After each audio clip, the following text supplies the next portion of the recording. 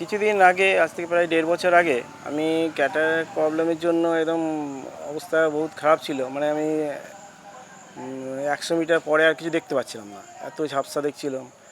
আর আমাদের চোখ নিয়েই সব কিছু, অ্যাকচুয়ালি সিগন্যাল দেখে সেইভাবে আমরা ট্রেন চালাই। তো সেই সময়ে এদিক ওইদিক মানে এমন অবস্থা, করোনার জন্য কোথাও ট্রিটমেন্টের সেরকম ব্যবস্থা হচ্ছিল না।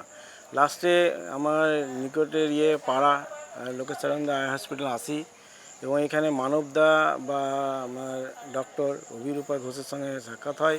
ওনারা বলেন না, আমাদের এখানে অপারেশন সম্ভব এখন। তো আমি অপারেশন করাই, অপারেশন করার পর ওনারা লেন্স লাগিয়ে দেয়। একের পর এক দুটো চোখেই করতে হয় আমার। কিন্তু তারপরে এখন বিনা চশমাতেই আমি কাজ করতে পারি। গত মানে ১.৫ বছর ধরে আমি বিনা চশমাতেই কাজ করছি।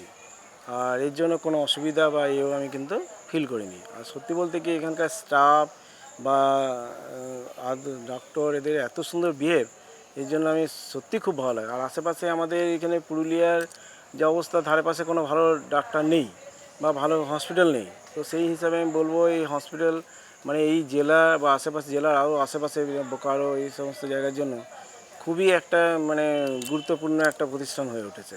আমার এই হসপিটালটা খুব ভালো লেগেছে, খুব সুন্দর।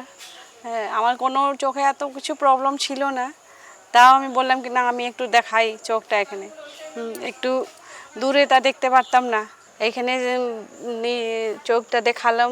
দেখানো পরে একটু পাওয়ারটা বেড়েছিল, বাড়ার পরে এখানে আবার দেখাইয়েছি, তো ওইটা ঠিক হয়েছে, চশমাটা চেঞ্জ হয়েছে।